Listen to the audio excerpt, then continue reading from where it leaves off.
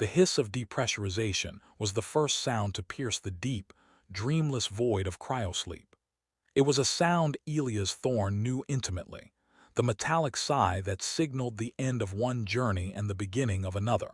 But this time it was different.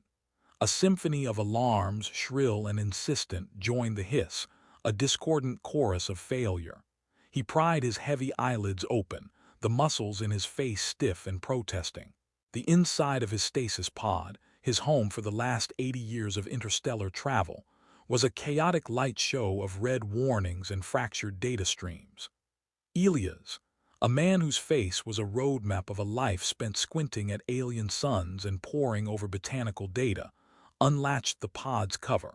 The air that rushed in was thick, heavy with the scent of damp earth, exotic blossoms, and something wild and untamed.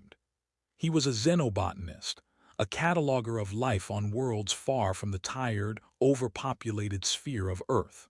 His mission had been simple: a solo, long-range survey of the Kepler 186 system. But the mangled wreckage of his scout ship, the Stardust Drifter, told a story of a catastrophic miscalculation. He stumbled out onto soil that felt strangely soft, almost alive beneath his worn boots. Above him, a sky of the palest lavender stretched to an infinite horizon, illuminated by the gentle, perpetual twilight of two suns. One was a brilliant, molten gold, the other, a serene, silvery disk. They cast long, dual shadows from crystalline rock formations that jutted from the ground like the planet's own bones. The landscape was a breathtaking tapestry of bioluminescent fungi, casting an ethereal glow upon forests of what looked like massive, intertwined ferns. It was in this strange, beautiful and broken world that he was found. They moved with a silent grace that was both unnerving and captivating. Three figures, tall and slender, emerged from the glowing forest.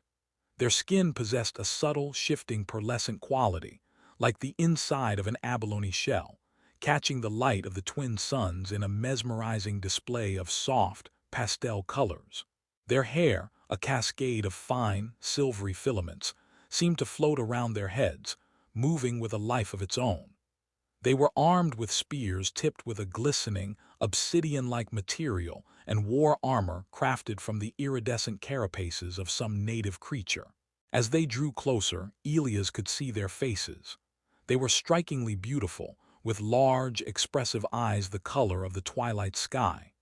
Their features were delicate, yet there was an undeniable strength in their posture, in the way they held their weapons. They were all female. The leader, her pearlescent skin shimmering with hues of rose and gold, stepped forward. A thin, silvery scar traced its way over one of her twilight eyes, a mark of past conflict that only enhanced her fierce beauty. She regarded him not with aggression but with a profound, intelligent curiosity. Her lips parted, and a series of melodic clicks and whistles filled the air, a language as alien and as beautiful as the world itself. She was Lyra, and in her eyes, Elias Thorne saw not the end of his journey, but the beginning of an entirely new and far more complicated one. They called themselves the Kaelan, and their world Aethel. Elias was taken to their settlement, a place that defied all his understanding of architecture. It was a city grown, not built, a series of interconnected living structures woven into the very fabric of colossal, ancient trees whose canopies brushed the lavender sky. Bioluminescent mosses pulsed with a soft, internal light, illuminating walkways that spiraled up the massive trunks. It was a society in perfect, symbiotic harmony with its environment. Through a salvaged translation device from his ship, a small, metallic disc he wore on his collar, and the patient tutelage of Lyra, Elias began to understand the Kaelan. He learned that their race was entirely female. They reproduced asexually, a sacred ritual tied to the blooming of a rare, bioluminescent flower that pulsed with the life force of Aethel itself. The concept of a male was a thing of ancient legends, a forgotten half of a whole. To them, Elias was an anomaly, a creature from a myth made real. Their society was deeply spiritual, their lives interwoven with the rhythms of the planet. They were warriors, yes, but they were also artists who painted with light-sensitive pollens, healers who drew medicine from the crystalline rocks, and gardeners who coaxed food from the strange, alien soil. A council of elders, their pearlescent skin glowing with the wisdom of ages, guided their communal society. But there was a shadow in this tranquil world. Elias learned of the Grok, a brutish, aggressive tribe from the desolate, sun-scorched badlands beyond the forest. The Grok were relentless, their attacks growing more frequent and more savage. They were drawn to the vibrant life of the Kaelan's forest, a stark contrast to their own dying lands. They came to take, to conquer, to destroy. Elias' days fell into a strange new rhythm. By the light of the twin suns, he would work on the mangled communication array of the Stardust Drifter, the longing for the familiar hum of a starship engine a constant ache in his chest.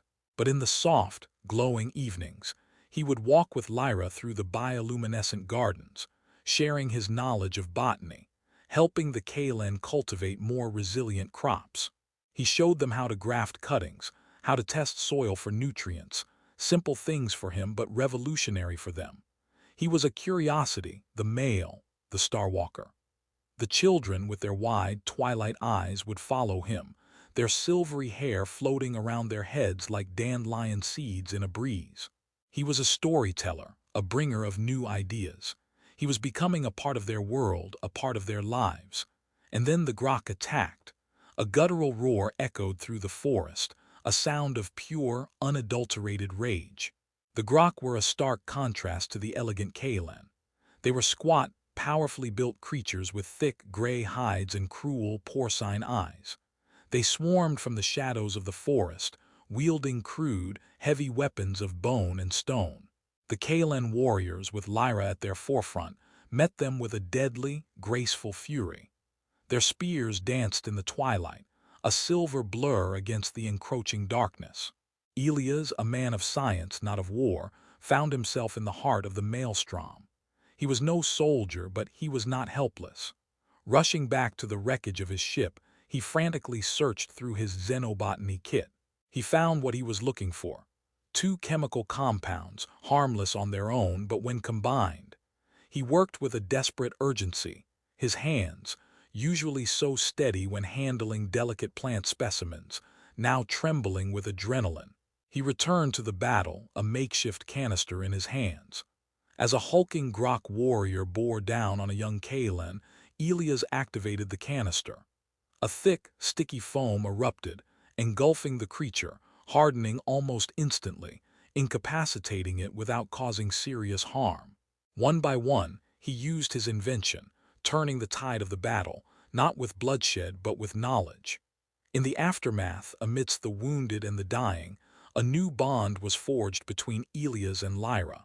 She looked at him, her twilight eyes filled with a newfound respect. He had seen her strength, her courage. She had seen his ingenuity, his bravery. In the shared crucible of combat, their connection deepened. They would spend the long, glowing evenings together, under the watchful gaze of the twin suns. He would speak of Earth, of sprawling cities that touched the clouds, of oceans so vast they held a world of their own. She would tell him of Aethel, of the planet's song that only the Kaelan could hear, of the sacred bond between her people and the life that flowed through the veins of their world. He found himself captivated by her strength, her grace, her unwavering devotion to her people.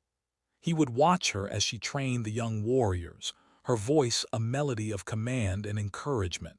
He would see her tend to the wounded, her touch gentle and reassuring. He was a scientist, a man who had dedicated his life to observation, to keeping a professional distance. But with Lyra, with the Kaelan, he was no longer just an observer. He was a participant, and for the first time in a long, solitary life, he felt a sense of belonging, a sense of home. The day came when a small, green light blinked to life on the salvaged comm panel of the Stardust Drifter. He had done it. He had repaired the short-range distress beacon. He could send a signal. It would be a whisper in the vast emptiness of space, a message in a bottle cast into a cosmic ocean. It could take years, decades even, for a response to come if it came at all. But it was a chance to go home. That evening the council of elders with Lyra by their side came to him. They did not command him to stay. They did not plead. They simply asked. They spoke of the growing threat of the Grok, of the future of their people. They spoke of his knowledge, of the difference he had already made. They asked him to stay, to help them, to become one of them. Later, as the twin suns began their slow descent, casting long, melancholic shadows across the land, Elias stood before the wreckage of his ship, his hand hovering over the activation panel of the distress beacon. He looked at the blinking green light, a symbol of a past he knew, a life he had lost. Then he looked towards the village, towards the soft, pulsing lights of the city and the trees. He thought of the children's laughter, of the elders' wisdom, of the fierce beauty of the Kaelan warriors. He thought of Lyra. She appeared at his side, as silent as the falling twilight. Her pearlescent skin seemed to absorb the last rays of the dying suns, glowing with an inner warmth. She did not speak, but her presence was a question, a plea, a promise. She placed her hand on his arm, her touch sending a jolt through him that had nothing to do with the alien atmosphere. He looked into her twilight eyes and saw a future he had never dared to imagine, a future of purpose, of belonging, of love. But he also saw the ghost of his past, the pull of the stars, the deep-seated yearning for the familiar. To stay or to go, to embrace this new, unexpected life, or to cling to the fading hope of returning to the one he had lost.